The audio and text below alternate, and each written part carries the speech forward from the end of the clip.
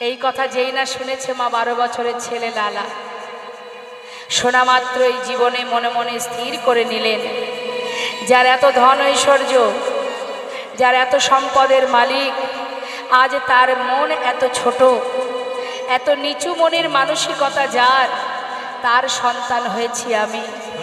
এক অসহায় পিতা, কন্যা দায়গ্রস্ত ব্রাহ্মণ দ্বারে এসে দাঁড়িয়ে আছে, তাকে 1000 টাকা দিতে পারছে না, তার সন্তান আমি। সনদারি, পিতাকে গিয়ে জানিয়ে এসো, আমি কথা দিলাম যতদিন আমি নিজে রোজগার না করব, আমি পিতার একটা কোনা সম্পদ আমি কখনো কাউকে দেব না। যেমন পিতা তার তো তেমনই সন্তান হবে গো মা। কি করলেন? মনের জেদ, মনের প্রতিজ্ঞা যে এমন পিতার মুখ আমি আর দেখব না। সেই 12 বছরের সন্তান সব ফেলে দিয়ে চলে গেল বর্ধমান জেলায়। বর্ধমান জেলাতে এসে একটা ফেরেস্তাদারে 20 টাকা বেতনে কাজ করতে শুরু করে দিল। যেমন পিতা তার তেমন সন্তান। ছেলের অভিমান, যে পিতার মন এত ছোট, আমি তার মুখ দর্শন করব না। আর এদিকে বাবা, তার তো বয়স হচ্ছে, সন্তান চলে গেল, 20 টাকা বেতনে ফেরেস্তাদারে কাজ করতে শুরু করলো। আর এদিকে দেখতে দেখতে পিতা শয্যাশায়ী হলেন। কিন্তু এমনই ভাগ্য মা, সামান্য একটি ভুলের কারণে আজ চিরতরে সন্তানের বদন না দেখে প্রাণ হারাতে হবে। সমস্ত এলাকাবাসী, প্রজাবর্গ সবাইকে পাঠিয়ে সন্তানকে ফিরিয়ে আনার চেষ্টা করলো, কিন্তু কোনো মতেই ছেলে ফিরল না। শয্যায় শুয়ে শুয়ে চোখের জলে বুক ভাসিয়ে কাঁদছে প্রাণ কৃষ্ণ সিংহ। হে দয়াময়, এতদিনে আমি বুঝেছি, সামান্য একটি কথার জন্য চিরতরে সন্তানকে হারিয়েছি। এতদিনই যা কিছু আগলে আমি বসেছিলাম, এই বিষয়, সম্পদ, ধন, ঐশ্বর্য সবই আমায় ছেড়ে চলে যাচ্ছে। কিন্তু মৃত্যুর আগে নিজের পুত্রের মুখটি দেখতে পেলাম না। আমি ছাড়া আমার সন্তানের আর কেউ নেই প্রভু। আজ আমার সন্তানকে আমি তোমার চরণে সঁপে দিলাম, তুমি ওকে রক্ষা করো প্রভু। কাছে রক্ষা করো হে তুমি, হে ভগবান। হে জগতে সবই কিছু তোমারই তো, রক্ষা করো হে তুমি, হে ভগবান। এ জগতে সবই কিছু তোমারই তো, তুমি আছো হরি বিশ্ব চরাচরে, তুমি আছো হরি এই বিশ্ব চরাচরে। শেষের দিনে হরি ডাকিব তোমারে, তুমি আছো হরি বিশ্ব চরাচরে। শেষের দিনে হরি ডাকিব তোমারে, রক্ষা করো হে ভগবান,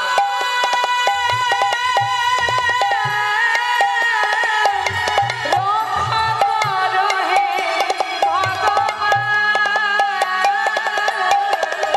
রক্ষা করো হে ভগবান। রক্ষা করো হে তুমি, হে ভগবান। বলো হে জগতে সবই কিছু তোমারই তো দান। বলো হে জগতে সবই কিছু তোমারই তো দান। আমরা যখন মোহে ডুবে যাই না মা, আমরা ভাবি সবই আমার, কিন্তু যখন আমাদের অন্তিম সময় আসে, তখন আমাদের চৈতন্য হয় যে এ জগতে যা কিছু আমি পেয়েছি সবই তোমারই দান। নিতাই গৌর হরি বল।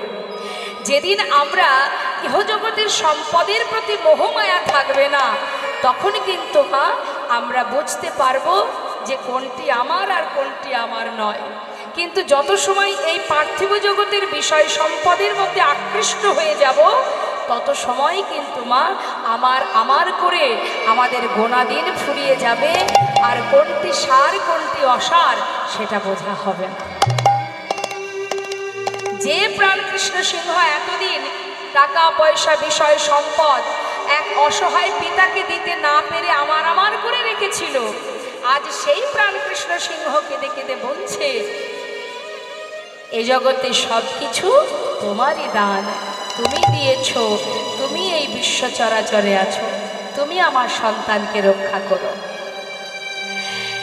প্রাণ কৃষ্ণ সিংহ কাঁদতে কাঁদতে যখন তার প্রাণ পাখিটা উড়ে চলে গেল, সেই খবর চলে গেল তার সন্তানের কানে। সমস্ত প্রজাবর্গ গিয়ে বললেন, বাবু, যার প্রতি আপনার অভিমান সে তো চলে গেছে, এবার আপনি ঘরে ফিরে চলুন, তাহলে জমিদারি কে রক্ষা করবে। খবর পেয়ে প্রাণ কৃষ্ণ সিংহের পুত্র মানে লালা ফিরে এলো। ফিরে এসে সমস্ত জমিদারি হিসাব নিকাশ বুঝে নিয়ে জমিদারি রক্ষা করতে শুরু করে দিল। দেখতে দেখতে উপযুক্ত বিবাহের বয়স হয়েছে, তাই সুকন্যার সন্ধান করে ভালো একটা দিন দেখে লালার বিবাহ দিল। বিবাহের পর সুখে স্বাচ্ছন্দ্যে দিন কাটে, আনন্দে দিন যায়। কিছুদিন পর তার একটি পুত্র সন্তান হলো। ছেলের নাম রাখলো ভগবানের নামে, নারায়ণ। আবার লালার একটি পালিতা কন্যা আছে মা, যার নাম রেখেছে সুমতি। তাহলে সংসারে মাত্র 4 জন, জমিদারি রক্ষা করছে আর সুখে স্বাচ্ছন্দ্যে দিন কেটে যাচ্ছে। কিন্তু দেখুন, এইভাবে দিন কাটতে কাটতে হঠাৎ তার ভিতরে একটু একটু করে ত্যাগের সৃষ্টি হয়। যত সময় তোমার ভিতরে ত্যাগের সৃষ্টি না হবে, তত সময় কিন্তু তোমার চৈতন্য চেতনা আসবে না। তাই দেখুন, ত্যাগ কিভাবে হচ্ছে, কোথা থেকে হচ্ছে। এই যে সুন্দর হরিবাসরে আপনারা বসে আছেন, ঘন্টার পর ঘন্টা কৃষ্ণ নাম শ্রবণ করছেন, বসে আছেন, নিশ্চয়ই আমাকে দেখার জন্য বসে নেই, বসেছেন কৃষ্ণ নাম শোনার জন্য। তা সেই যে নাম শুনছেন আপনারা, শুনতে শুনতে যদি কখনো কোনো কথা আপনার হৃদয় স্পর্শ করে, সেখান থেকেই আপনার ভক্তি সৃষ্টি হবে, সেখান থেকেই কৃষ্ণ প্রেম জাগরিত হয়। তাই কখন কার মাধ্যম দিয়ে কি হবে কিচ্ছু বলা যায় না মা। আজ দেখুন, লালা এত সুখে আছে, জমিদারি রক্ষা করছে, ধন ঐশ্বর্যে পরিপূর্ণ, সংসারে সুখ, মহা সুখে আছে। হঠাৎ এক ভিখারি দ্বারে এসেছে ভিক্ষা নেবে বলে। এখন লালা কি করেছে, নিজে সেই সদর দরজায় দাঁড়িয়ে ভিখারিকে বলছে, ভিখারি তুমি ভিক্ষা করো, কেন করো ভিক্ষা? তখন সেই ভিখারি বলছে, বাবু আমি ভিক্ষা করি কেন, শোনো। বাবু গো, বাবু গো,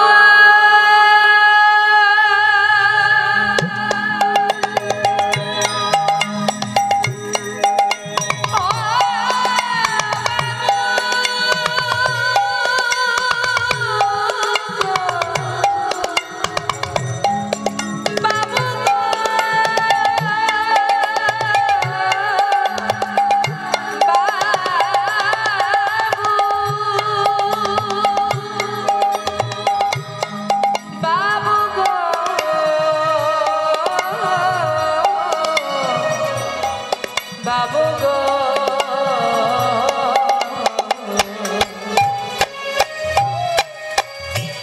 আমি হলাম কি দিন ভিখারি বলে, ও গো বাবু, আমি হলাম দিন ভিখারি। বাবু আমি ভিক্ষা করি কেন জানো? আমার ঘরে আছে গিরিধারী,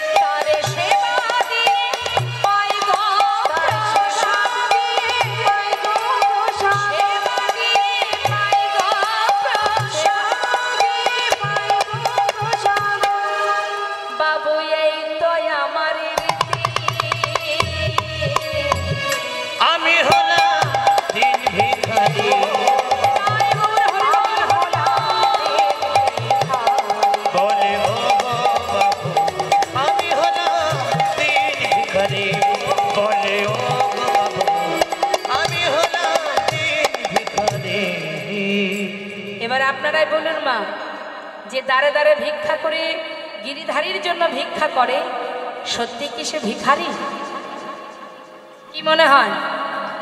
দাঁড়ে দাঁড়ে যে ভিক্ষা করে গোবিন্দ সেবা দেওয়ার জন্য, সে কি ভিখারি মনে হয়? ভিখারি কে? যারা ইহজগতের ধন ঐশ্বর্যের সিংহাসনে বসে আছে। যেদিন সময় হবে ওই 5 তলা থেকে ঘাড় ধাক্কা দিয়ে একেবারে তুলসী তলায় নিয়ে এসে উপস্থিত করবে।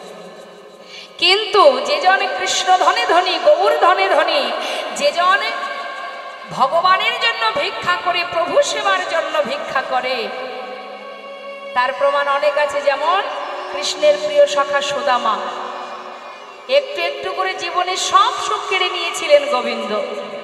কেড়ে নিয়ে তার স্ত্রী, তার সন্তানদের নিয়ে গাছতলাতে জীবন কাটিয়েছে। অবশেষে সেই সুদামা বসেছিল দ্বারকায় ভগবান কৃষ্ণের সেই সোনার রাজ সিংহাসনে। তাহলে যে গাছতলাতে জীবন কাটিয়েছে তার জায়গা হলো সোনার সিংহাসনে, আর আমরা যে স্বাদের 5 তলা বিল্ডিং তৈরি করে এসি ঘরের মধ্যে দিন কাটাচ্ছি, সময় যেদিন হবে সেদিন সেখান থেকে ধাক্কা দিয়ে নিচে নামিয়ে দেবে। অর্থাৎ জগতে সেই হচ্ছে ধনী যে জন কৃষ্ণ ধনে ধনী, যে জন প্রভুর নামের ধনে ধনী, সেই তো হচ্ছে মহাধনে ধনী। আর আমরা যে ধনের ধনী, আজ আছে কাল থাকবে না। আজ যেখানে আমি মালিকানা করছি, কিছুদিন পর দেখবেন আমার ওই আসনে আর একজন এসে বসেছে, সে হলো আমার সন্তান। তাই তো বাবা? আবার আজ যেখানে আমি মালিকানা করছি, তার আগে আর একজন ছিল, সে কে ছিল? আমার পিতা ছিল। পিতা নেই তাই আজ আমি বসেছি, আবার আমি যখন থাকবো না আমার ছেলে এসে বসবে। তাহলে এগুলো তো আমার নয়। যেখানকার জিনিস, ব্যাংকের টাকা ব্যাংকে থাকবে, বাড়ি গাড়ি যে যেখানে আছে সেখানেই পড়ে থাকবে, আমাকে শূন্য হাতে চলে যেতে হবে। এবার সেখানে গিয়ে বিচার হবে, বাছাই হবে। যারা মাছ ধরতে যায়, ধীবর যারা মাছ ধরতে যখন যায়, জাল ফেলা মাত্রই জালের মধ্যে যত মাছ ওঠে সব নিয়ে বাজারে বিক্রি করে দেয়, তাই না মা? কিন্তু যদি কখনো মনে মনে ভাবে যে আজ আমি একটা মাছ খাবো, তখন কি আর ওই যেটা পাবে সেটা নিয়ে ঘরে যাবে? তখন কিন্তু বাজবে, বেছে বেছে নেবে, এটা না ওটা, এটা না ওটা, না এটা নেব না। যেটা নিতে মন চাইবে না আবার সেটা জলে ফেলে দেবে। এইভাবে বাছাবাছি করে বেছে যেটা তার পছন্দ হবে সেটা নিয়ে ঘরে যাবে। হরি হরি। তা ঠিক তদ্রূপ আমাদেরও বিচার সবাই সেখানে গিয়ে ভগবান বাছাই করবে।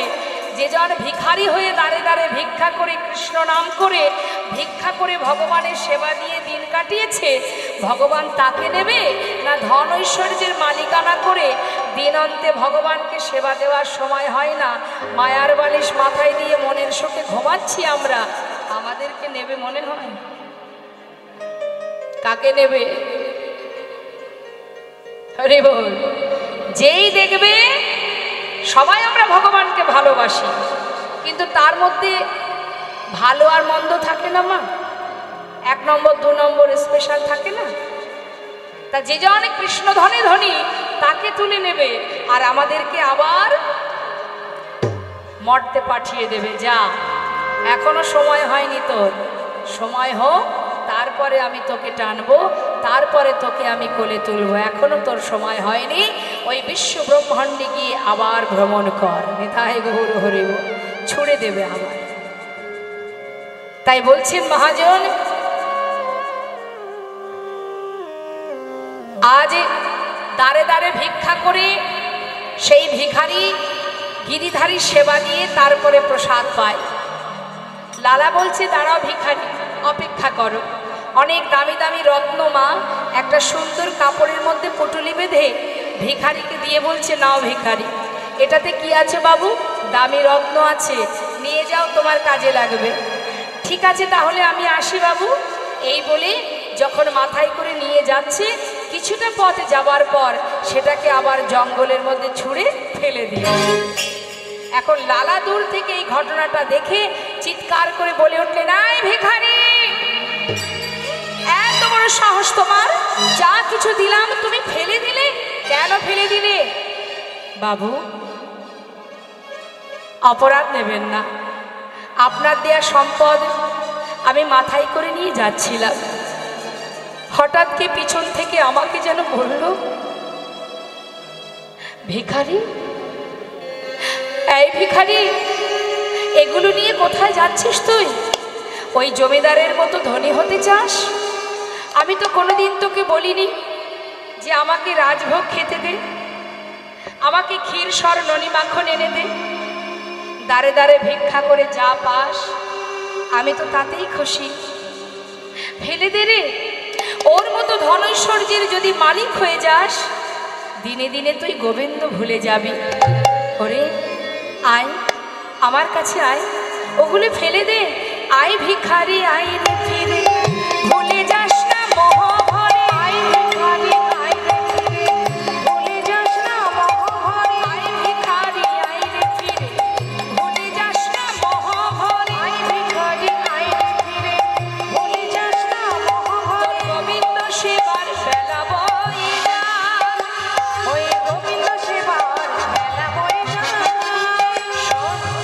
বিদুরের খোঁজ যেমন তোর ভিক্ষার অন্ন তেমন। বিদুরের খোঁজ যেমন তোর ভিক্ষার অন্ন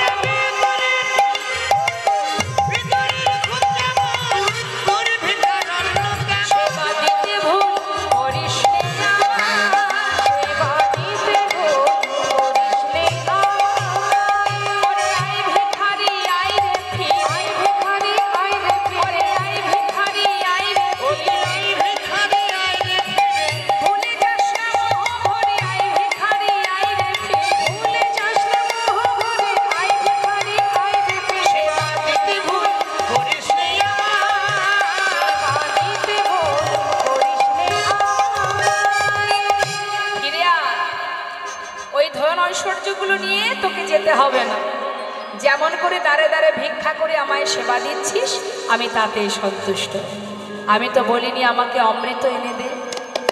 আমার ভক্ত ভালোবেসে আমাকে যা দেয় আমি তাতেই খুশি। বিদুরের শাকন্ন যদি সেবা করতে পারি, সবরের এঁঠো কৌল যদি আমি খেতে পারি, তাহলে তোর দাঁড়ে দাঁড়ে ভিক্ষা করার সেই তণ্ডুল, সেটিকে আমি নেব না? ওই ধন ঐশ্বর্য নিয়ে যদি তুই দিন কাটাস, একটা সময় যতটুকু হৃদয় মাঝে প্রেম তোর জেগেছে সবটুকু নষ্ট হয়ে যাবে। ওই মোহের মধ্যে ডুবে থাকিস না। আয় ভক্ত, আমার বুকে আয়। বাবু জানো, বারবার আমায় বলছে ওগুলো ফেলে দে, ওগুলো ফেলে দে। তাই বাবু, আমি ফেলে দিয়েছি, আপনি আমায় ক্ষমা করুন। তখন প্রাণ লালা বলছে, শোনো ভিখারি, তুমি এক কাজ করো, তুমি আমার ঘরে থাকো, তোমার সমস্ত দায়িত্ব আমি নেব। প্রতিদিন তুমি হরিনাম কৃষ্ণ নাম করবে আর আমাকে শোনাবে। বাবু, আপনি যে কথাটা বলেছেন ভালো কথা, কিন্তু আপনার ঘরে যদি আমি থাকি, এত সুন্দর সুখ স্বাচ্ছন্দ্য, এত আরাম আয়েশ, এই উপভোগ করতে করতে এমন একটা দিন আসবে আপনার মতো অবস্থা আমারও হয়ে যাবে। দিনে দিনে আমি আমার গোবিন্দ ভুলে যাব। তাই আমার ভাঙা কুঠিরই আমার কাছে স্বর্গ। আমি আর কোথাও যেতে চাই না বাবু, এবার আমায় বিদায় দিন। যেই না চলে গেছে মা ভিখারি, লালা মনে মনে তখন থেকে চিন্তা করতে শুরু করলেন, তবে কি এই ঐশ্বর্যে থাকলে, এই ধন সম্পদের মধ্যে থাকলে, তবে কি গোবিন্দ ভুলে যেতে হয়? তবে কি ভগবানকে ভুলে যেতে হয়? এখন আমি করব কি? কে রক্ষা করবে জমিদারি? কিন্তু সময় তো ফুরিয়ে যায়, আমাদের জীবনের প্রত্যেকের সময় ফুরিয়ে যাচ্ছে। কখন ডাকবো তাকে, ভালোবাসবো কখন? কি করব আমি? ভাবতে ভাবতে ঘরের ভেতরে যেই না গেছে মা, গিয়ে দেখছে কি ওই জমিদার মহলে যে কাজের মেয়েটি কাজ করে, ঝিয়ের কাজ করে, সে জমিদারের বিছানায় শুয়েছে। তাই না দেখে জমিদার লালা চিৎকার করে উঠলেন, কে আছিস? এত বড় স্পর্ধা, কাজের মেয়ে হয়ে জমিদারের বিছানায় ঘুমিয়ে আছে, যা ওকে ধরে নিয়ে যা, 30 ঘাত কম। শুনতে পেয়ে তার কন্যা ছুটতে ছুটতে নিচে নেমে এলো।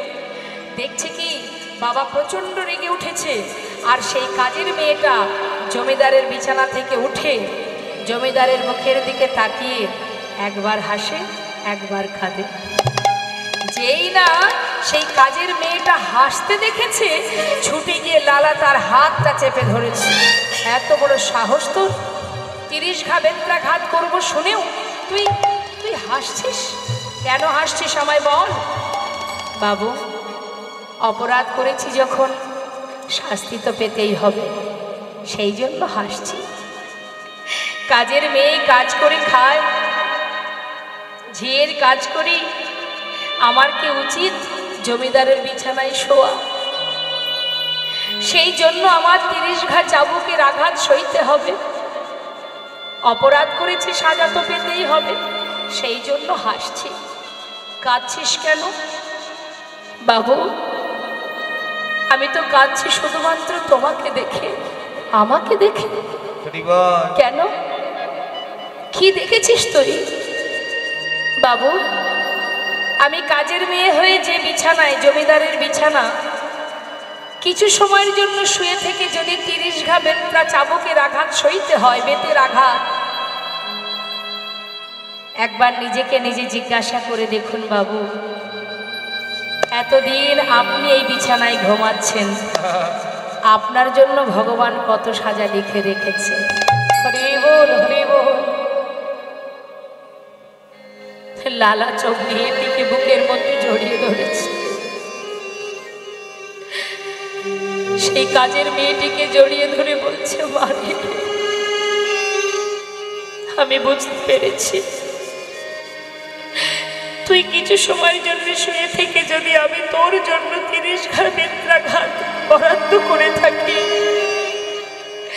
আমি তো এতদিন এই জমিদারের বিছানায় শুয়ে এসেছি, ভগবান আমার জন্য কত সাজা লিখে রেখেছে। কি করে এই জমিদারি থেকে আমি মুক্তি পাব? কি করে আমি গোবিন্দ সেবায় নিজেকে সঁপে দেব? মা,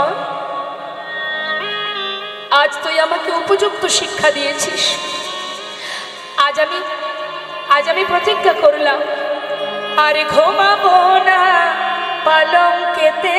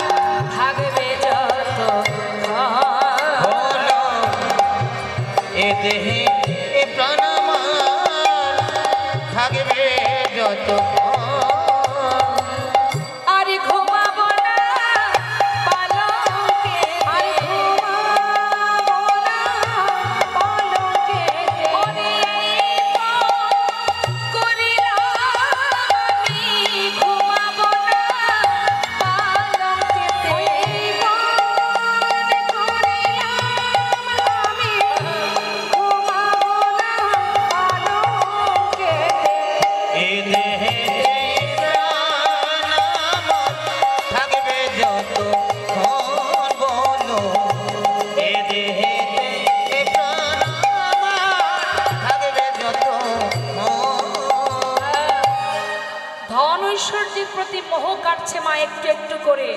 শিক্ষা কোথা থেকে পাচ্ছে? এক ব্রাহ্মণ, এক ভিখারি, এক কাজের মেয়ে।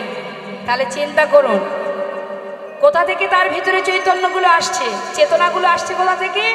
একজন ভিখারির কাছ থেকে, একজন কাজের মেয়ের কাছ থেকে। সেখান থেকে কিন্তু লালার ভিতরে একটু একটু করে চেতনা যাচ্ছে। আর বিষয়ের প্রতি, সম্পদ, ধন ঐশ্বর্যের প্রতি, জমিদারি, টাকা পয়সা, ধন ঐশ্বর্যের প্রতি তার কিন্তু মায়া একটু একটু করে কেটে যাচ্ছে, ত্যাগ হয়ে যাচ্ছে। কিন্তু জমিদারি রক্ষা করতে করতে হঠাৎ লালা সে পালকি চেপে গোটা রাজ্য পরিদর্শনে যাচ্ছে আর খাজনা আদায় করতে যাচ্ছে। খাজনা আদায় করে সারাদিন পর যখন সন্ধ্যা বেলা, মা প্রত্যেকের জীবনে আসবে সন্ধ্যা, এখনো ক্ষমতা আছে, বলবার শক্তি আছে, প্রভুকে দর্শন করবার দৃষ্টি আছে। যেমন তিনি দিয়েছেন তেমন তো একসময় সব কেড়েও নেবেন। চোখে দেখতে পাবো না, কানে শুনতে পাবো না, বলতে পারবো না, আসবে, সবারই আসবে সেদিন। কিন্তু সময় থাকতে যদি কৃষ্ণ ভজন না করি, লালন ফকির বলেছিল সময় গেলে সাধন হবে না। যদি ডাকতে হয় সময় থাকতে ডাকো, সময় করিয়া পত্রী ধরিয়া যেবা চলে দ্রুত গতি, সময়ের শেষে অনাশেষে চলে যায় আপন বাসনা। এখনো সময় আছে, এখনো তোমাদের সময় আছে। আপন আপন গুরু চরণ স্মরণ করো, দুফুটা নয়ন বাড়ি পরিশন করো। কাঁদতেই যদি হয় সংসারের জন্য কেন কাঁদবো? যে সংসারের জন্য কাঁদে তার যে সারা জীবন যন্ত্রণাই পেতে হয় মা। আর যদি কেউ গোবিন্দ চরণে দুফোটা বাড়ি বরিশন করে, যদি ভগবানের চরণ পাওয়ার জন্য কেউ কাঁদে, তাতে যে ভগবান একটু একটু করে তার পাশে এসে দাঁড়ায়, তার সহায় হন তিনি। যদি গোবিন্দের জন্য দুফোটা বাড়ি বরিশন করে, ভগবান নিজেই বলেছেন, দেবর্ষি নারদকে বলেছিলেন, জগতের কোনো কিছু দিয়ে আমাকে ডাকতে হবে না। আমার ভক্তের কাছে যদি কিচ্ছু না থাকে, আমার কোনো দুঃখ নেই। কোনো জীব, আমি তো প্রত্যেককে দুটি নয়ন দিয়েছি, তার মধ্যে একটাই গঙ্গা, একটাই যমুনা। কেউ যদি মাত্র দুফোটা নয়ন বাড়ি বরিশন করে দেহ মন প্রাণ সঁপে দিয়ে দুটি বাহু তুলে হা কৃষ্ণ বলে ডাকে, আমি যুগে যুগে সেই ভক্ত চরণে দাস হয়ে পড়ে। ভজন জানি না, সাধন জানি না, বিদ্যা নেই, বুদ্ধি নেই, ভক্তি নেই, রতি নেই, মতি নেই, শুধু তোমার কাছে একটি নিবেদন, আমি তোমায় ভালোবাসি। যদি ডাকতে পারো আর কিচ্ছু করতে হবে না। বেদ বিদ্যা দহ কিছু নাহি জানো তো, সে যদি গৌরঙ্গ করে সার, ঠাকুর নয়নানন্দিতে বলে সেই তো সকলই জানে, সর্বসিদ্ধি করতলে তার। যদি বলা যায়, ডাকা যায়, প্রভু তোমার চরণ ছাড়া আর কিছু নাহি কামনি। প্রভু তোমার চরণ ছাড়া আর কিছু নাহি কামনে।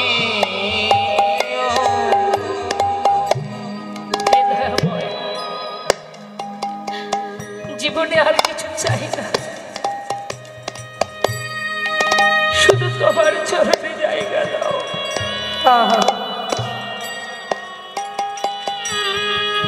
প্রভু তোমার চরণে ছাড়া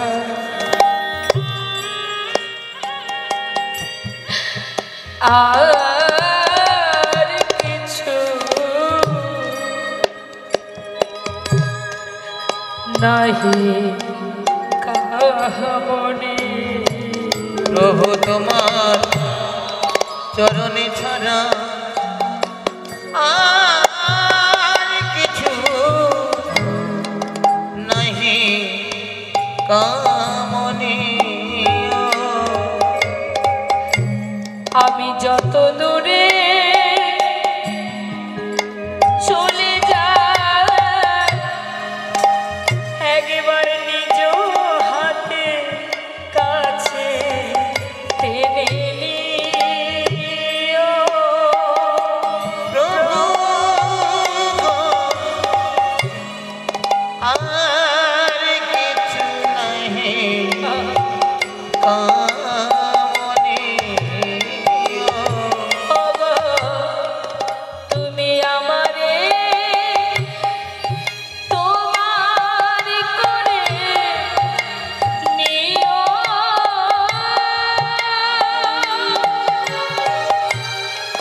তুমি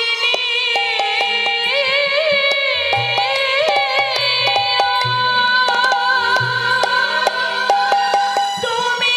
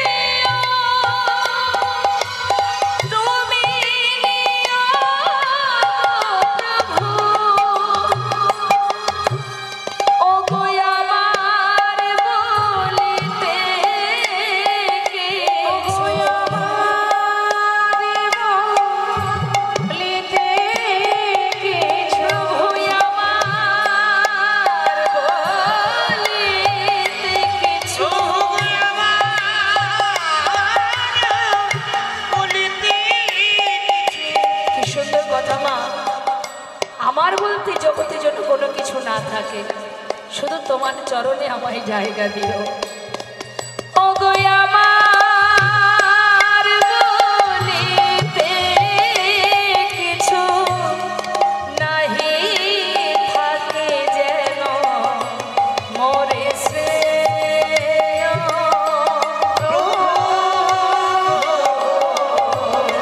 আর কিছু নাহি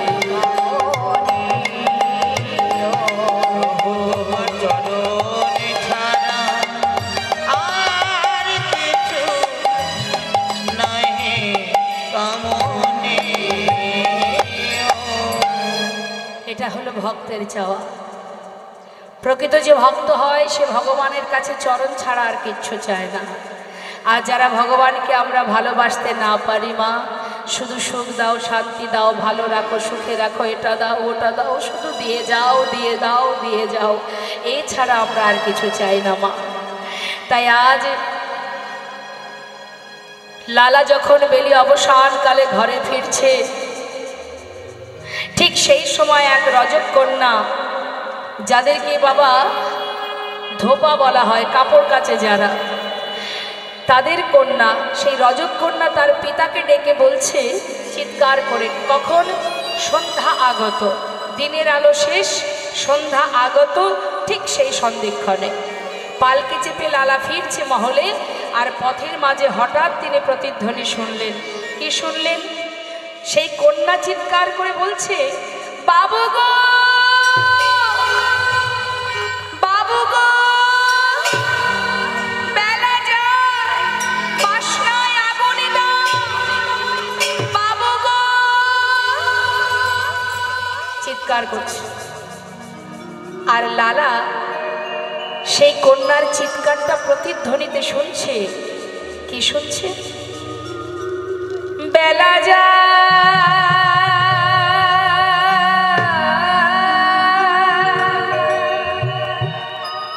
বেলা যায়, বেলা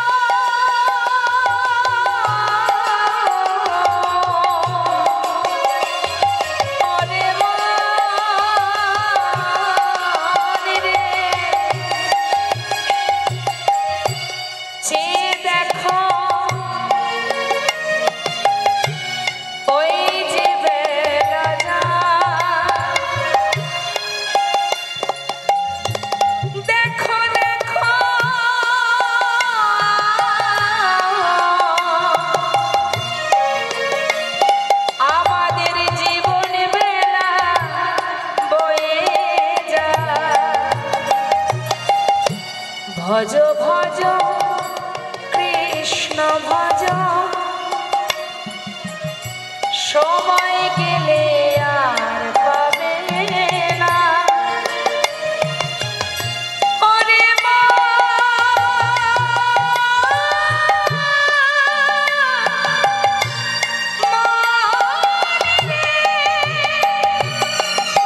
ওরে মা,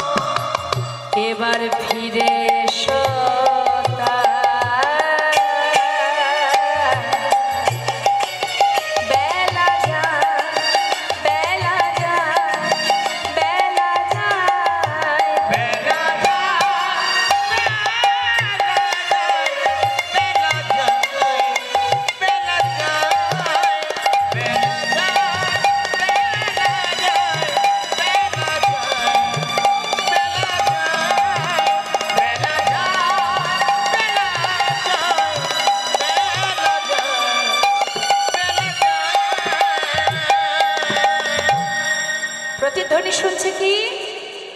বেলা গেল, বেলা যায়, বাসনায় আগুন দাও। কন্যা কি বলছে? বেলা যায়, বাসনায় আগুন দাও। আর লালা শুনছে প্রতিধ্বনিতে, বেলা যায়, বাসনায় আগুন দাও। বেয়ারাকে বললে পালকি থামাও। পালকি থেকে নেমে ছুটে গিয়ে সেই ধোপার মেয়েকে জিজ্ঞাসা করছে, মা তুই কি যেন বললি, আর একবার বল। বাবু ভয়ে ঠক ঠক করে কাঁপছে মা। জমিদার তো। ধোপার মেয়ে বলছে, বাবু আমি তো আপনাকে কিছু বলিনি। না না, এই তো তুই বললি, কি যেন আমায় বললি, বল বল, একটিবার বল। বাবু আমি তো আমার পিতাকে বলেছি বেলা যায়, বাসনায় আগুনে দাও। না রে, এ কথা তুই বলিসনি, আমি যে অন্য কিছু শুনলাম মা। তুই যেন বারবার আমায় বললি বেলা যায়, বাসনায় আগুন দাও। আমি যে বারবার শুনলাম যেন তুই বারবার আমায় বলছিস বাসনায় আগুনে দাও, বাসনায় আগুনে দাও। মারে ঠিকই তো বলেছিস, কামনা বাসনার পিছনে ছুটতে ছুটতে গোনা দিন ফুরিয়ে গেল, প্রভুকে ভালোবাসতে পারলাম না। আর নয়, আর নয়, কামনা বাসনার পিছনে আর আমি ছুটবো না। ছুটতে ছুটতে ঘরে গিয়ে নিজের কন্যাকে ডেকে বলছে, সুমতি আমার সারা গায়ে কৃষ্ণ নাম লিখে দে না মা। সে কি হয়েছে বাবা তোমার? আমার আর ভালো লাগছে না, আমি ছেড়ে দে মা, আমি চলে যাই। বাবা এই তো তুমি গোটা রাজ্য পরিদর্শন করে খাজনা নিয়ে ঘরে এলে, কি এমন হলো তোমার? এমন পাগলের ন্যায় আচরণ করছো কেন? আমায় বলো মা। আমি চলে যাই, আমার যে আর সময় নেই, এবার আমাকে আমার ঘরে যেতে দে। তোমার ঘর কোথায়? তোমার ঘর? ওরে এখানে যা কিছু দেখছিস এ তো আমার নয় বাবা, আমাকে আমার কাছে, আমার ঘরে যেতে দে, আমার আপনে জনার কাছে যেতে দে। আমি যাব রে, যাব আমি কৃষ্ণ ভজনে, যাব আমি মধুর বৃন্দাবনে।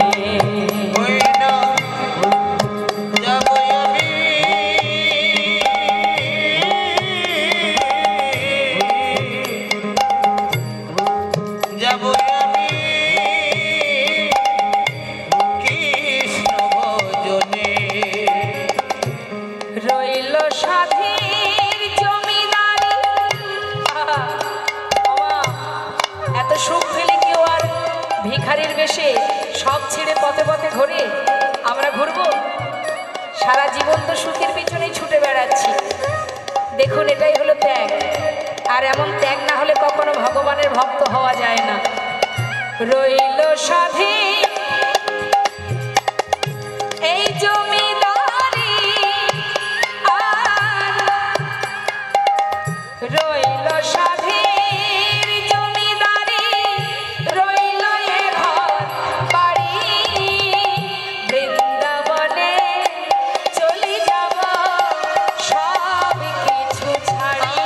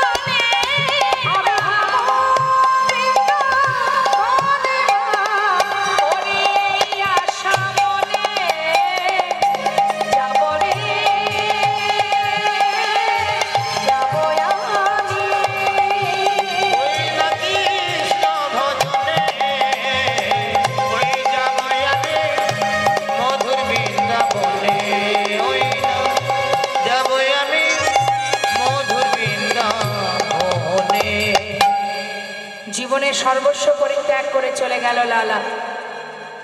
কেন গেল মা? আর সে বুঝল কোনটি আমার আর কোনটি আমার নয়। তাহলে আমরা কি বলবো? জমিদার লালা কি বোকা ছিল? হরে কৃষ্ণ। জমিদার লালা এত সুখ ফেলে যে চলে গেল বৃন্দাবনে, তবে কি সে বোকা ছিল?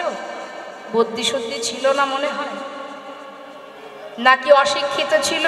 নাকি ভিখারি কাঙাল ছিল? কি বুঝলো সে? এই যে সরগ গোস্বামীর কথা আমরা জানি, সরগ গোস্বামী কিন্তু আমার আপনার মতো কাঙাল ছিল না মা। তারা বড় বড় জমিদার ছিল, মন্ত্রী ছিল। তারা সব ফেলে চলে গেল গোবিন্দ সেবায়। চলে গেল কোথায়? না গোবিন্দের চরণে। তারা বুঝলো, তারা বুঝেছে কোনটি আমার আর কোনটি আমার নয়। আর আমরা এখনো বুঝে উঠতে পারিনি, যার কারণে সংসারের মধ্যে এই ত্রিতাপ জ্বালা ভোগ করে যাচ্ছে, মারামারি হানাহানি কাটাকাটি করে যাচ্ছে। এখনো বুঝিনি তো কোনটি আমার আর কোনটি আমার নয়, যার কারণে আমাদের এই দুরবস্থা। আর যারা বুঝেছে তারা কেউ আর এখানে নেই, সবাই আপন গন্তব্যস্থলে ফিরে গেছে। তাই লালা ফিরছে মা, যাচ্ছে কোথায়? আপন ঘরে, বৃন্দাবনের পথে। পথ চলিতে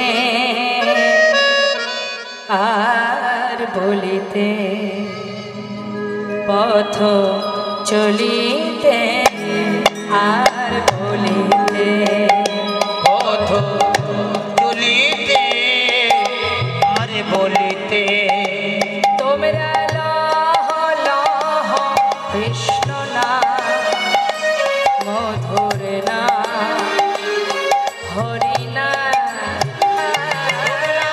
লহ গো লহ কৃষ্ণ না, হরি না কৃষ্ণ না। পথ চলিতে আর বলিতে, পথ চলিতে আর বলিতে, পথ চলিতে আর বলিতে, সন্মুখী আধার রাত্রি হয়েছি পথযাত্রী। সন্মুখে আহার রাতি, আমি হয়েছি পথযাত্রী। সন্মুখী আধার রাত্রি, আমি হয়েছি পথযাত্রী।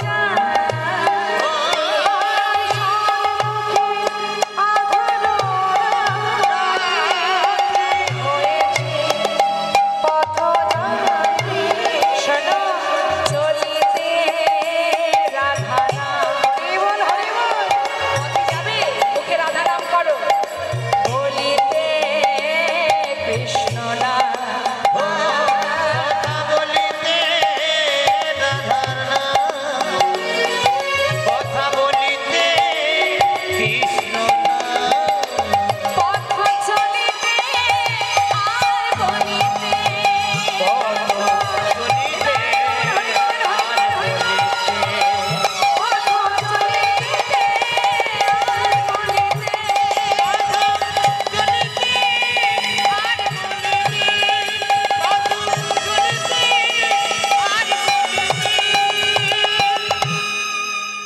মাসের পরে মাস কেটে গেল। মুর্শিদাবাদ থেকে লালা চলে এলো বৃন্দাবনে। নিতাই গৌর হরিব। বৃন্দাবনে এসে যখন পৌঁছালো মা, তখন সন্ধ্যা হয়ে গেছে। তাই কোনো রকমে গোবিন্দ কুণ্ডের পাড়ে রাতটা কাটিয়ে সকাল হতে না হতেই দেখছে সমস্ত ব্রজমাইরা মাথায় করে ডালা সাজিয়ে, পসরা সাজিয়ে দল বেঁধে যাচ্ছে। তখন লালা, প্রভাতকাল তো, সমস্ত ব্রজমাইকে ডেকে বলছে, ও ব্রজবাসী, তোমরা সবাই দল বেঁধে কোথায় যাচ্ছ? আমরা বাঁকে বিহারি ভোগ লাগাতে যাচ্ছি গো। তুমি নতুন নাকি? হ্যাঁ, আমি নতুন। কোনোদিন বৃন্দাবনে আসেনি বুঝি? না, এই প্রথম। তোমরা বাঁকে বিহারীর মন্দিরে যাচ্ছ, আমাকে একটু নিয়ে যাবে? ব্রজবাসীরা বলছে, কেন নিয়ে যাব না, চলো আমাদের সঙ্গে। তবে আমরা যে নাম গাইতে গাইতে যাব, তুমি আমাদের সঙ্গে সেই নাম করতে করতে চলো। কেমন? বেশ, কি গাইতে হবে বলে দাও। সবাই মিলে গাইতে শুরু করলেন। আমরাও গাইব, যেহেতু আমরা লীলা শ্রবণ করছি, লীলার সাথে সাথে আমরাও তো সই যাচ্ছি, তাই তো মা? তাহলে আমরা কেন গাইব না? দেখি হাত তুলুন। হলো? চা সেবা হলো? ভালো, ঘুম ভাঙানোর একটা ভালো পথ। দেখি হাত তুলুন। বাহ, প্রত্যেকে তুলুন। গাইব আমরা বৃন্দাবনেশ্বরী রাধারানীর নাম। রাধে রাধে রাধে রাধে রাধে রাধে রাধে বল। হাতে এমন ভাবে তাল দেবেন, আপনাদের হাতের তালিতেই কিন্তু আমি নাম করব, গাইব। ঠিক আছে? দেখব কেমন তাল জানেন আপনারা। রাধে রাধে রাধে রাধে রাধে রাধে বল।